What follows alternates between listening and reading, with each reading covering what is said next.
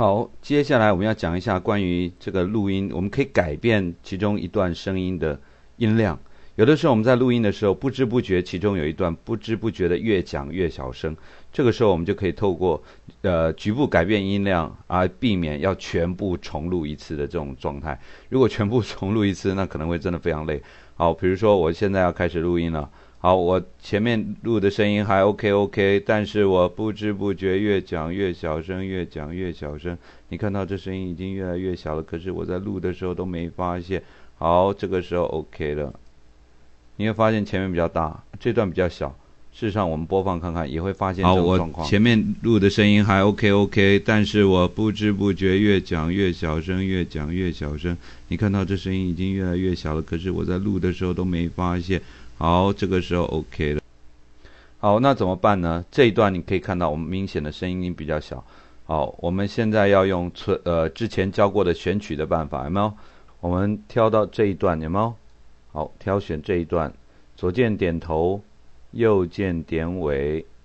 好，这段我们要修改声音。那这段要选取好了，怎么改呢？我们要用到一个工具，在效果里面，你会发现这里有一个音量，叫做更改。逐渐变大，它会慢慢的变大；逐渐变小，它会慢慢的变小。什么时候很好用啊？尤其是逐渐变小，在一个音乐快要结束的时候，我们希望它渐渐缩小到没有，可以用这个。那我们先教这个更改。好，他会问你要更改多少，比如改100%，看看啊。我们按一下确定。好像没变啊。编辑，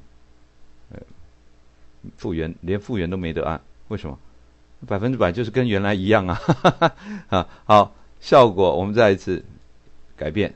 好，我们来改变一下它的效果，调整它的音量好不好？125%，或者是50%，我们看一下效果比较明显。好，确定。你看这段的振幅变大，有没有？振幅变大就是音量变大。那你可以多试几次，看看哪一段音量需要变小，哪一段音量需要变大。像这一段已经跟前面差不多了，我们可能不需要再变大了，我们可能只要改后面这一段就好了。那么你可以透过不断的选取，然后做一些调整。不过我还是建议你录音养成一些好习惯啊，常常看一下自己的音量，然后避免要做修改，毕竟修改总是累人的。那这是第一个，全部放大。那么同样的，在效果之中，我们在音量的选择里面还有逐渐变大、逐渐变小。什么叫逐渐缩小呢？好，他会问你减弱到多少？100%，减弱100%就是全部没声音。你看一下我们按一下确定，现在的振幅是这样，确定。它会越来越小声到没有声音啊。这个我刚才讲过，是最适合用在尾巴逐渐缩小，然后变成无声的状态。那你可以试试看它的差异。谢谢。